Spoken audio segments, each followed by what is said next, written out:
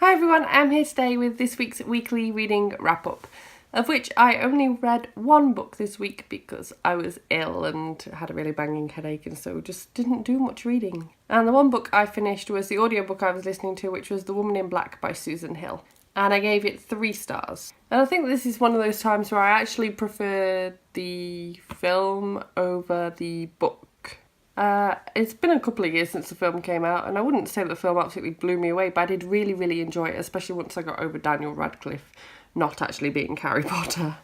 But yeah, I feel like the film was really good. It was really atmospheric. The book started off atmospheric, but that sort of drifted away a little bit for me as time went on, and I don't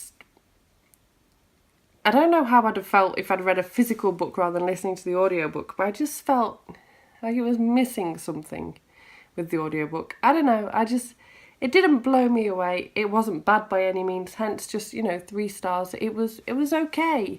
Not very memorable, basically.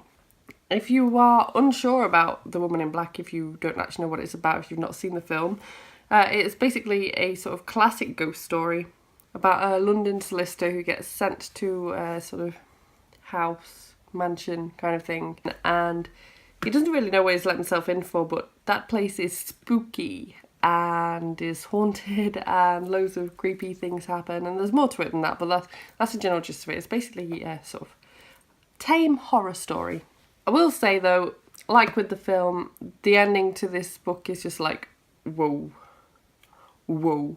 I really, really enjoy the ending, and it's probably worth picking this up if you never have, in some way, shape or form, whether it's the film, whether it's a physical book, whether it's the audiobook, just so you can experience that ending.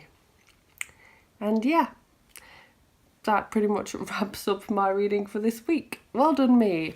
I will say as well, because I've not been feeling very well, I've been playing a lot of apps, like game apps, and one in particular is like kind of a story in a way, and that is the Phoenix Wright series, the Ace Attorney series, otherwise known as well. And I've been playing through the first game again on my phone, and I'm loving it. And if you've never played this, then it's a nice, different option for your story.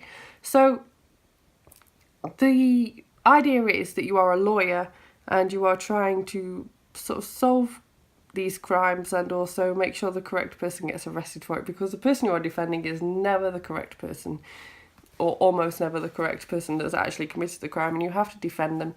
And so it's done on a like case by case basis, and I'm currently on episode 3, which is the 3rd case in the first game. And yeah, it like there's more to it than just this. The characters are really well fleshed out and really entertaining, and the names are creative, and it all works together really well. And it's like reading a story but in a game form, and that's what I've been doing this week, and I just thought I'd quickly give it a quick mention since I've not got much else to talk about. I really, really enjoyed it, and I highly recommend it. So as for what I am currently reading, my current audiobook is the one that I picked out for the Bark Along that I'm currently taking part in. If you're not sure what that is, then there is a link to my TBR and all the information in the cards and also in the description below.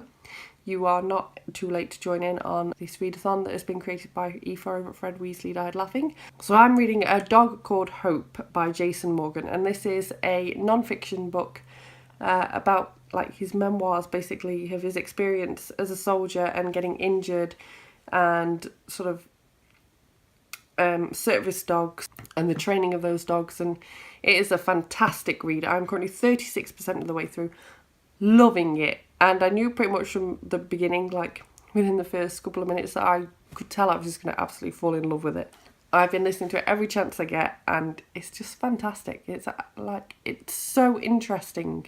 My current Kindle book is still The Lives of Desperate Girls by Mackenzie Common. If I hadn't been so unwell and dying all the time, I probably would have got through this book a little while ago. Really enjoying it as well. Maybe I'll try and knuckle down with it a bit tonight as I'm starting to get a little bit better. As for night film, I'm cracking on. I'm currently on page 301, so I'm getting there. Yes, that is all I'm currently reading. So yeah, my plans for this week are to try and get through the rest of Night Film and The Lives of Desperate Girls so that I can read some more dog-focused books, and hopefully that will be a bigger wrap-up for you next week then. I've just remembered I forgot to get my TBR bucket down, so let's see what we pick out for this. No, I'm not going to take the middle, actually. I keep taking from the middle and ending up with... Like last week I ended up with a really new book that I added in, so I'm going to go to the side this time.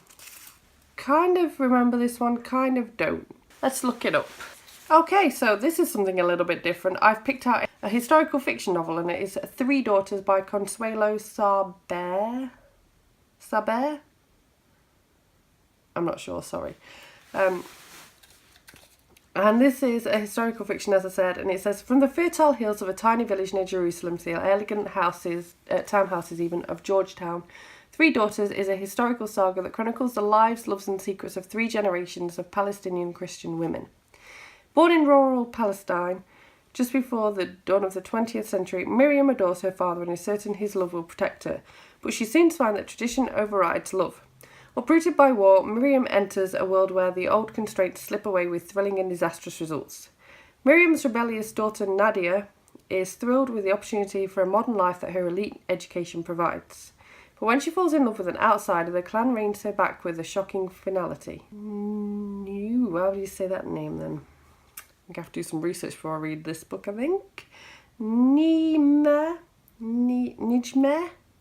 Nadia's daughter is an only child, and the path her father, the Sheikh, sets for her is fraught with difficulties, yet it prepares her for the ultimate journey to America, where she finds her future. Each woman, in her own time and in her own way, experiences a world in transition through war and social change, and each must stress the boundaries of her loyalty, courage, and her heart. This sounds really, really, really, really interesting, actually.